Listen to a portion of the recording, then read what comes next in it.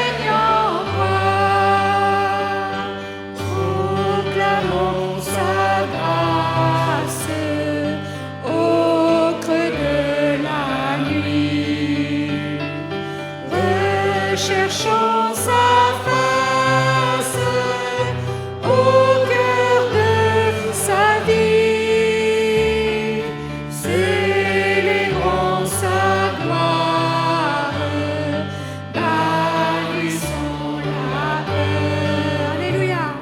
Chantons sa Amen. Jésus est vainqueur.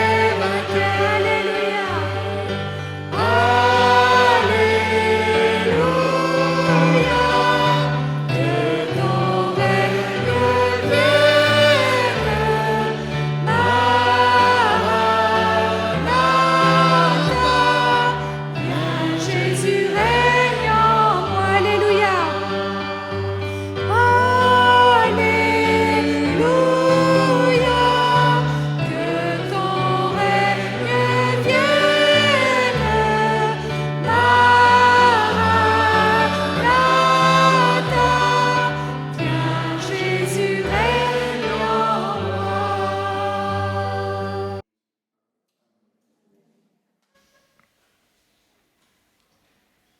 Ce matin, nous allons partager quelques chapitres de la parole de Dieu. Mais une question déjà est posée. Quel est ton choix face à la vie qui t'est proposée? Nous avons chacun une route dans ce monde.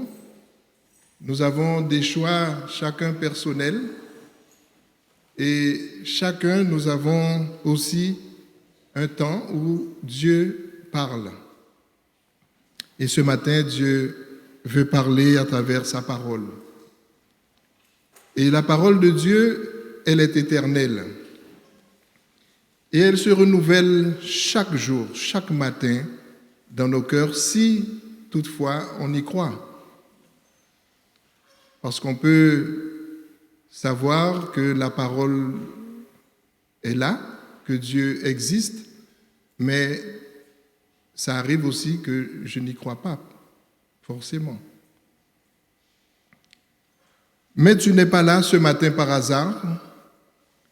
Ce matin, Jésus cherche encore un cœur, des cœurs. Lui seul le sait. Mais je voudrais te dire ce matin que tu es au bénéfice de sa grâce et d'une vie renouvelée, d'une vie qui va se transporter dans l'éternité, parce que Dieu ne nous a pas créés pour être des membres, des personnes, des individus qui marchent sans but. Mais Dieu a besoin de déverser son amour dans ton cœur ce matin. Donc que son nom soit béni. Nous allons prendre un passage dans le livre de Deutéronome, au chapitre 27. Tout en sachant que dans ce livre de Deutéronome, à partir du verset 27 jusqu'au chapitre plutôt 27 au verset 30, il y a Moïse et les anciens du peuple d'Israël qui parlaient de bénédiction et de malédiction. Et ils exhortaient le peuple, bien sûr, à toujours rester vigilant. Et ce matin, donc, nous allons lire ce passage dans Deutéronome 27, à partir du verset 8 à 10. Et il dit, tu écriras sur ces pierres toutes les paroles de cette loi, en les gravant bien nettement. Verset 9. Moïse et les sacrificateurs, les Lévites, parlèrent à tout Israël et dirent, Israël, sois attentif et écoute. Aujourd'hui, tu es devenu le peuple de l'Éternel, ton Dieu. Tu obéiras à la voix de l'Éternel, ton Dieu, et tu mettras en pratique les commandements et les lois que je t'ai prescrits aujourd'hui. Je fais un parallèle tout de suite pour nous aussi, pour cette parole. Elle nous est adressée dans la patience, parce que Dieu est patient avec chacun de nous. Et nous allons voir dans Actes des Apôtres, au chapitre 17, le verset 30 nous dit « Dieu, sans tenir compte des temps d'ignorance, annonce maintenant à tous les hommes et en tout lieu qu'il est à se repentir. Parce qu'il a fixé un jour où il jugera le monde, selon la justice par l'homme qu'il a désigné, ce dont il a donné à tous une preuve certaine en le ressuscitant des morts. » Amen. Amen. Je vais juste, excusez-moi, relever un petit peu, parce que c'est un peu trop bas. Voilà.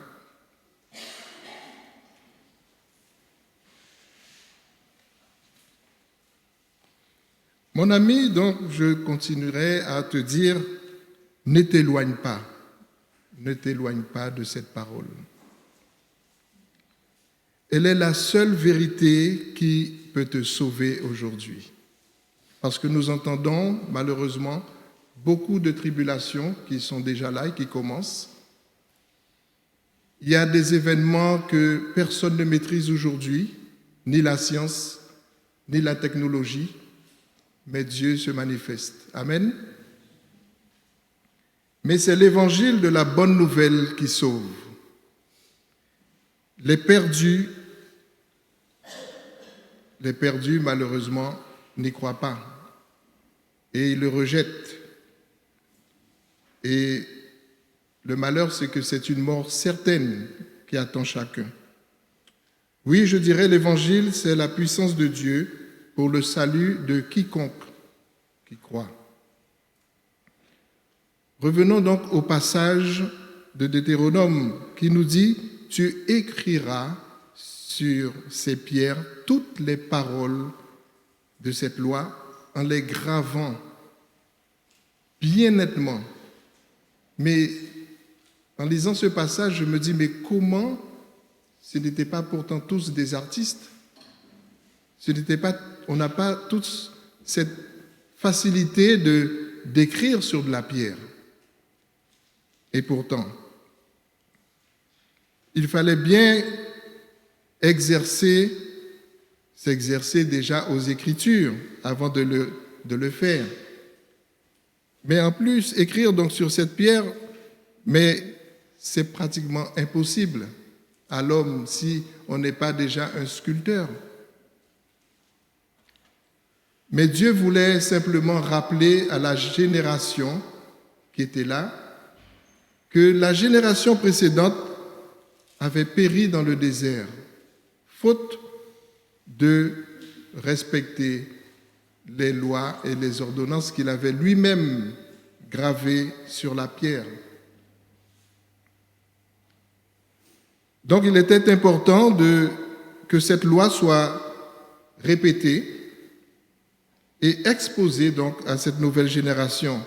Aujourd'hui, nous aussi, nous faisons partie d'une nouvelle génération.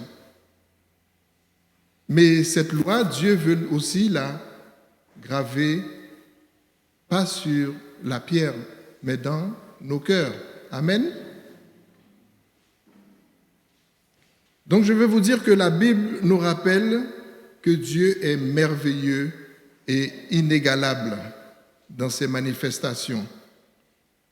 Et depuis la création de l'homme, il n'y a eu aucun événement semblable à celui qui s'est passé sur le mont Sinaï.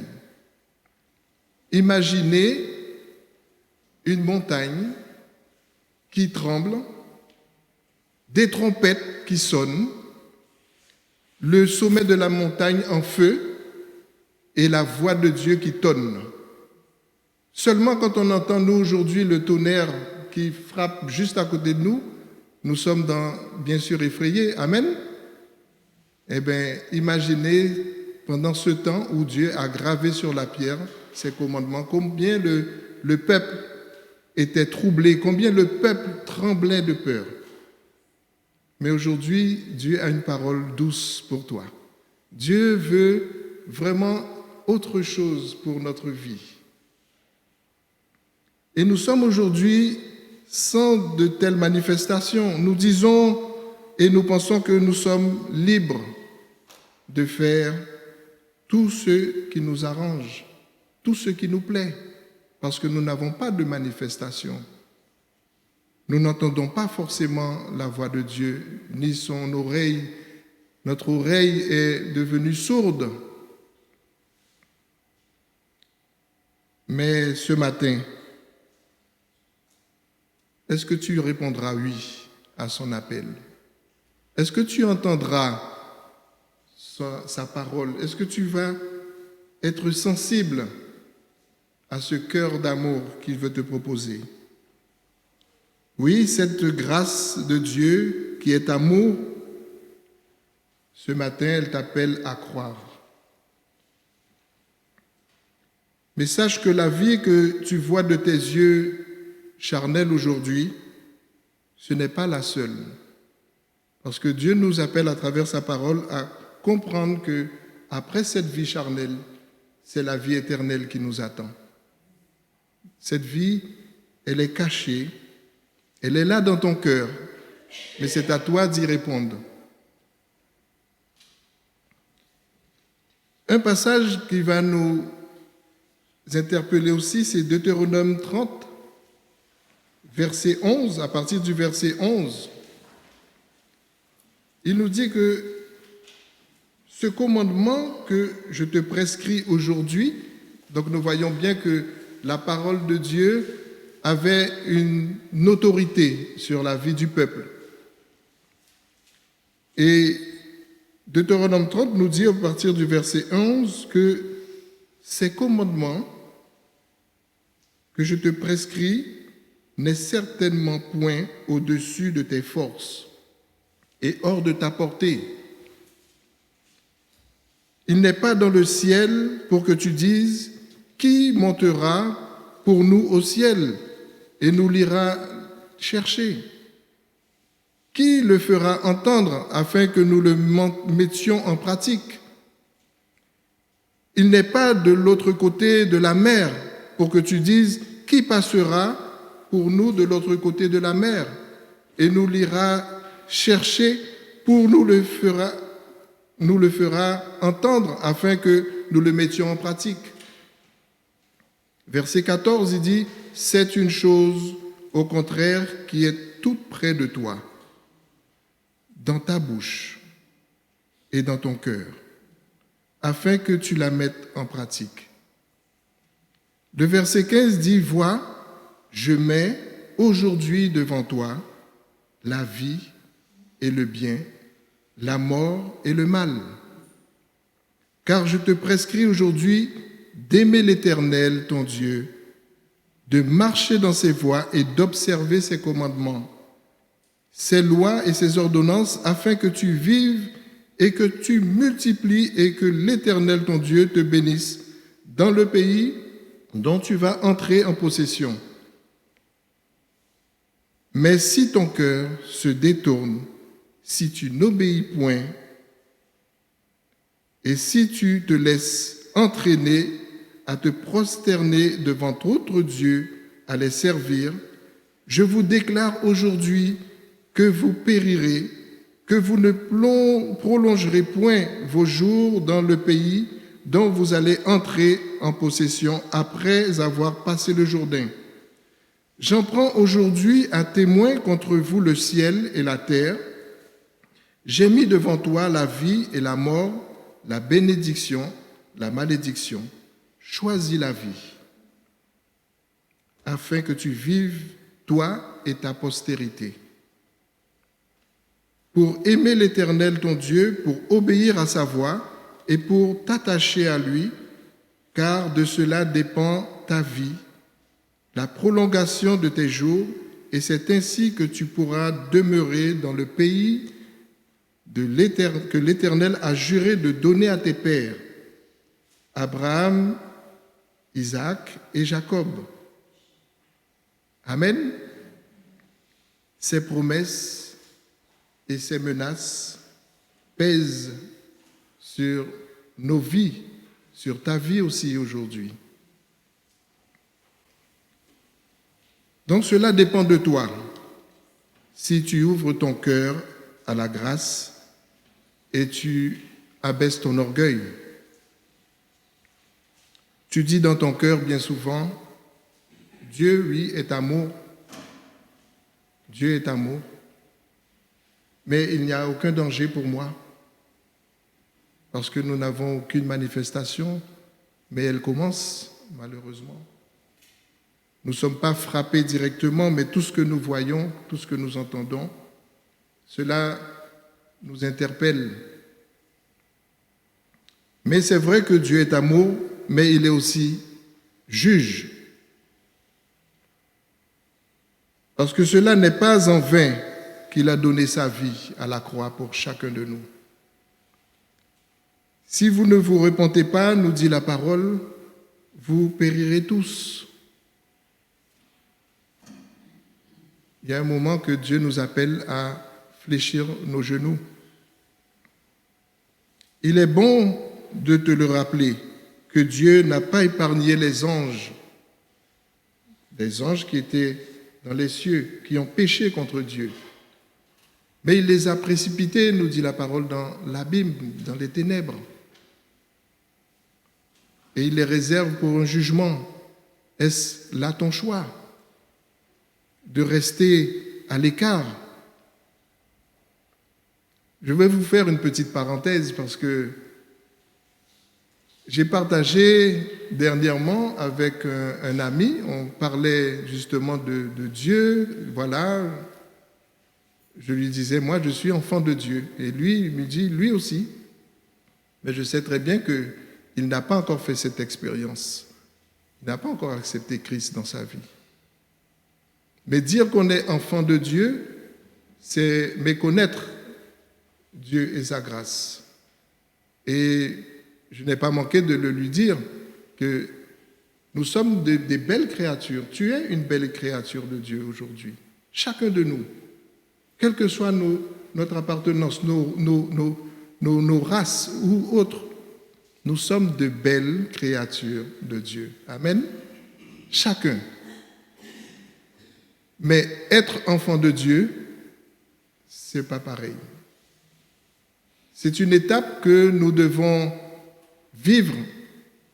C'est une expérience que Dieu va faire avec toi. Et qu'est-ce qu'il veut faire? C'est t'accueillir dans ses bras d'amour. Il y a un verset, bien sûr, qui est venu tout de suite dans mon esprit, c'est le Jean chapitre 1er, et qui nous dit, bien sûr, à partir du verset 12, il dit, mais à tous ceux qui l'ont reçu, à tous ceux qui croient en son nom, il a donné le pouvoir de devenir enfants de Dieu. Mais comment croire? Est-ce que tout le monde croit? Non. Il y a beaucoup de personnes qui nous disent, voilà, je crois, oui, mais qui n'ont pas encore fait cette expérience. Donc il ne suffit pas de croire, parce que la Bible nous dit, ceux qui croient, ils sont nés non du sang, ni de la volonté de la chair, ni de la volonté de l'homme, mais c'est la volonté de Dieu. Et cette volonté de Dieu, elle se fait par l'Esprit. Amen. Si l'Esprit de Dieu ne t'a pas visité, tu n'es pas encore enfant de Dieu. C'est une vérité. Il faut l'expérimenter. Il faut passer par cette soumission à la parole. Et c'est cette prise de conscience, d'obéissance et de ta soumission à la parole de Dieu qui sera la seule autorité sur ton âme. Et tu parviendras à la grâce. Dans le dernier livre de la Bible, le livre donc d'Apocalypse, les promesses aussi sont claires à ce sujet. C'est pour tous les rachetés, tous ceux qui ont fait la paix avec Dieu. Et ce dont, bien sûr, le nom est inscrit, comme nous dit la parole de Dieu, que ce nom est inscrit dans son livre de vie. Et ce passage se situe dans Apocalypse 3, verset 5. Il dit « Celui qui vaincra sera revêtu ainsi de vêtements blancs. Je n'effacerai point son nom du livre de vie et je confesserai son nom devant mon Père et devant les anges de Dieu. Que celui qui a des oreilles entende ce que l'Esprit dit aux églises. » Donc ça veut dire que dans cette affaire, l'homme est ignorant. L'homme ne peut connaître ni sonder les Écritures si ce n'est l'Esprit de Dieu qui est là pour nous animer et pour nous faire comprendre et connaître ces mystères. Nous ne sommes plus justement du temps d'Israël où Dieu se manifeste avec fracas et tremblement, mais il a une parole qui est douce, une parole qui est à notre portée aujourd'hui, à ta portée. Et c'est pour cela qu'il dit « Et celui qui était assis sur le trône », et nous voyons ce passage dans Apocalypse aussi, il dit « Voici, je fais toutes choses nouvelles » parce qu'il y a une destinée pour ton âme. Dieu ne désire pas que tu sois errant, que tu sois rejeté par lui-même. Et il dit, écris, car ces paroles sont certaines et véritables. Et il me dit, c'est fait, je suis l'alpha et l'oméga, le commencement et la fin. À celui qui a soif, je donnerai de la source de l'eau de la vie gratuitement. C'est une belle promesse, n'est-ce pas? Celui qui vaincra héritera aussi ces choses. Je serai son Dieu et il sera mon fils. Mais pour les lâches, les incrédules, les abominables, les meurtriers, les impudiques, les enchanteurs, les idolâtres et tous les menteurs, leur part sera dans les temps ardents de feu et de soufre, qui est la seconde mort. Où est-ce que tu te situes par rapport à cette parole? Veux-tu abandonner tes luttes et ta rébellion? Est-ce que tu veux vraiment l'arrêter? Tu es la créature parfaite de Dieu. Même si tu te vois imparfait, Dieu t'accueille et Dieu t'aime comme tu es. Et Dieu a le pouvoir de transformer toute chair. Dieu a cette capacité. Et déjà, il désire faire ce miracle dans ta vie aussi. Et ce qu'il a fait pour bien chacun de nous, tous ceux qui l'ont accepté, c'est un miracle. Et c'est ce qui est merveilleux, c'est que Dieu agit aujourd'hui en silence parce qu'il veut renverser la pensée des sages. Il y a beaucoup qui se disent sages, qu'ils connaissent. Non, ils ne connaissent pas grand-chose. C'est seul l'Esprit de Dieu qui viendra dans ta vie et qui va t'apporter cette sagesse. Je veux te dire que si ton cœur est sensible à sa parole, il pourra guérir. Il va te guérir. Tu souffres depuis bien longtemps d'un mal-être. Tu as une angoisse. Tu ne sais pas à qui te confier. Tu cherches une solution à tes problèmes. Mais Jésus te dit simplement, viens. Viens parce que il a la réponse et il peut tout. Il peut te délivrer. Il peut te dire, voilà, mon fardeau, il est doux. Et c'est là qu'il va te dire, tu déposes à la croix tout ce qui est trop lourd pour toi. Et Jésus va le prendre. Tu as des situations conflictuelles. Tu ne sais pas comment les gérer. Une vie sexuelle cachée. Personne ne le sait, personne ne l'imagine. Tu as une addiction à l'alcool, aux drogues. Tu ne sais pas comment faire pour t'en séparer.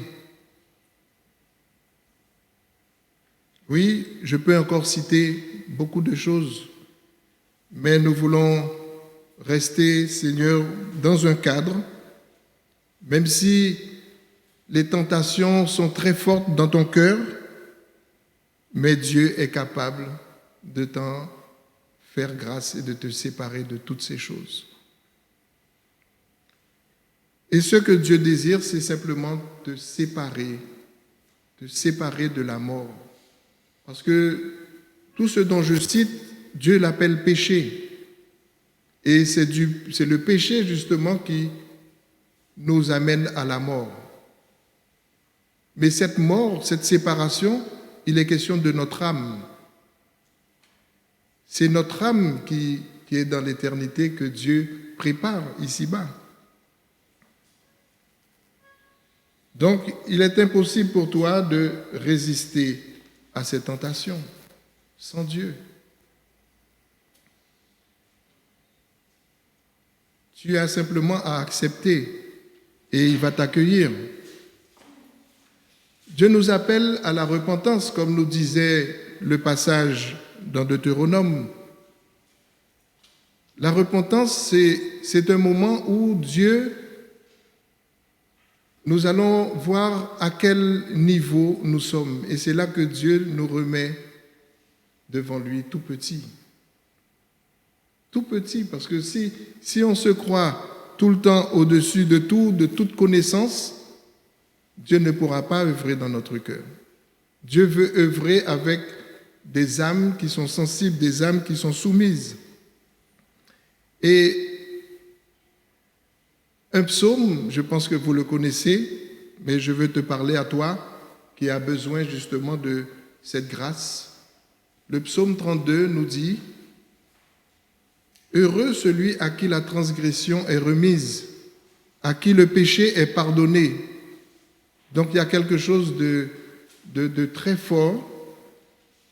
Verset 2, il dit « Heureux l'homme à qui l'Éternel n'impute pas d'iniquité et dans l'esprit duquel il n'y a point de fraude.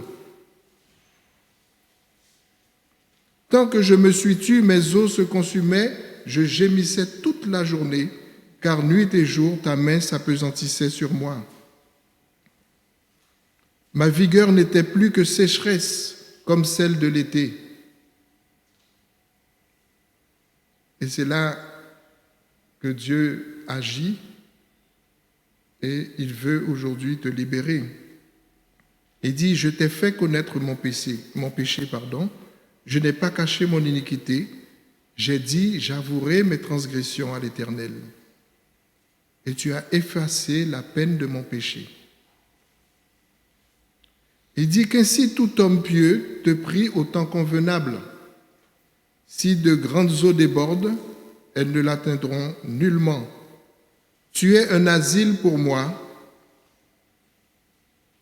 Tu me garantis de la détresse. Tu m'entoures de champs de délivrance.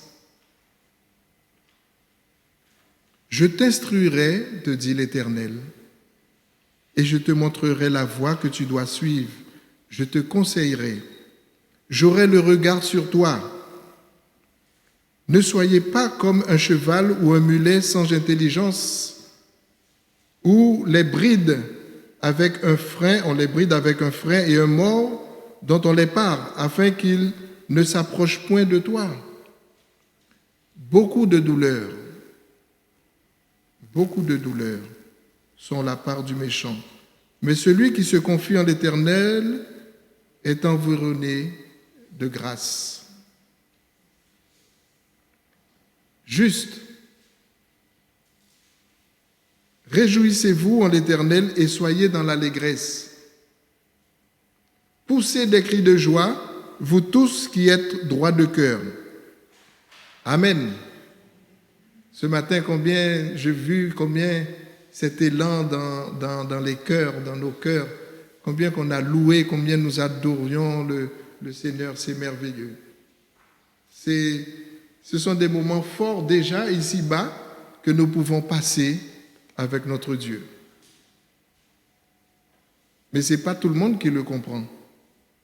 Des fois, on a des priorités le dimanche dans le monde associatif. On va faire du sport, on va profiter à faire du shopping et tout. Mais passer cet instant-là avec Dieu, à travers sa parole, avec cette joie de louer ensemble, dans le même cœur, du même cœur, c'est ça la vraie vie. Et c'est ça que Dieu t'invite à offrir ta vie à Jésus-Christ. Nous l'avons chanté et j'ai vu pas mal de chœurs qui allaient dans le même thème. Offrir sa vie à Jésus-Christ afin que cette œuvre qu'il a subie pour toi à la croix soit vraiment l'objet de ta délivrance. Parce que Dieu veut notre délivrance. Et c'est pour nos péchés, nous dit la parole, pour mon péché, pour ton péché, qu'il a été envoyé par le Père, pour qu'il souffre, pour qu'il soit crucifié sur le bois. Mais je pense et je crois que ce n'est pas en vain, parce que tu vas venir et tu vas lui donner ton cœur et ta vie. C'est son souhait ce matin.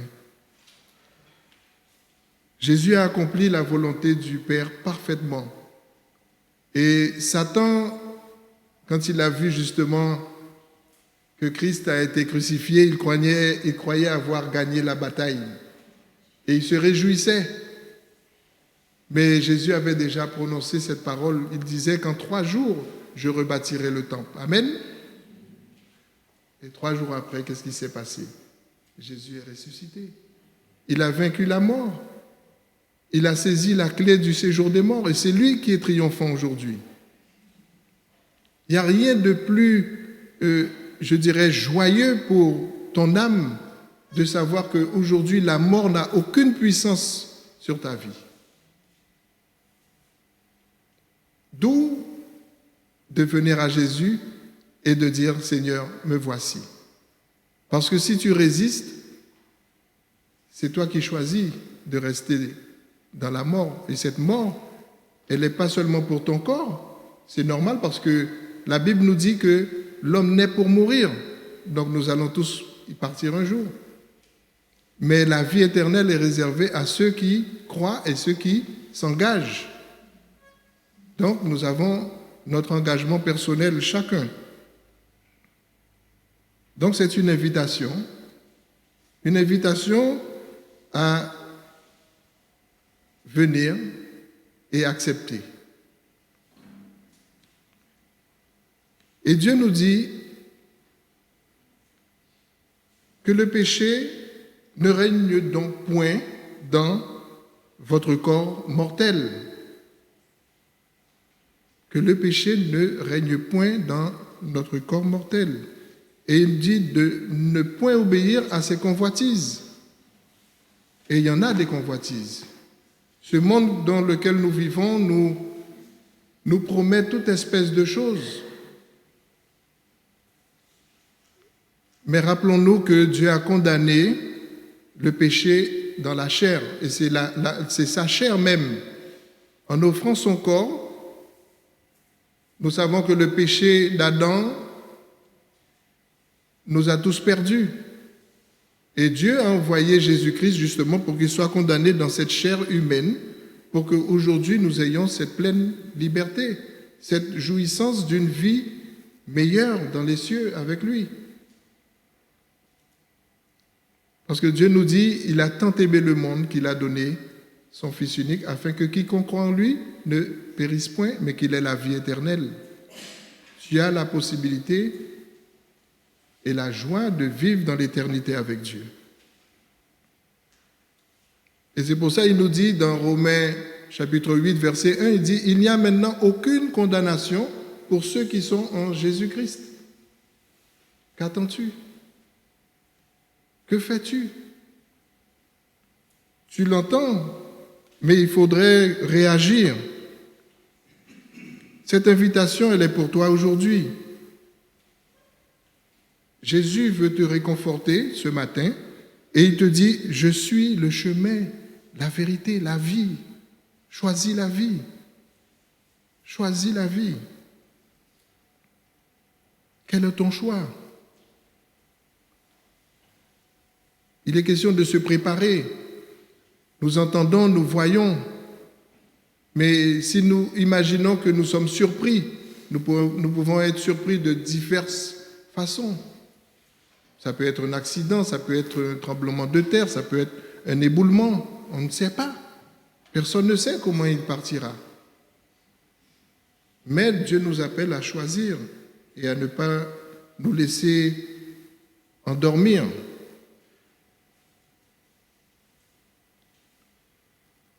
Il faut se rappeler que la mort, c'est une séparation d'avec nos parents, nos personnes qui sont les plus chères. C'est un moment fort, je dirais, de tristesse, de douleur, et nous le subissons tous. Nous avons vu les dégâts qu'ont fait toute cette pandémie, et combien de nous ont été frappés par cette séparation. Ça fait très mal, mais ce qui fait encore plus mal, c'est de savoir que si cette personne partie n'a pas le Seigneur dans sa vie, c'est là la plus grande tristesse. Se séparer dans le Seigneur, se séparer avec la foi, nous savons que nous allons nous retrouver. Alléluia. C'est une certitude. Et c'est cette certitude que Jésus veut déposer dans ton cœur. Préparons-nous, préparons-nous. Personne ne connaît ni le jour ni l'heure, mais il est question d'être vigilant. C'est l'âme qui vit après la mort, nous dit la parole. C'est ton âme qui vit.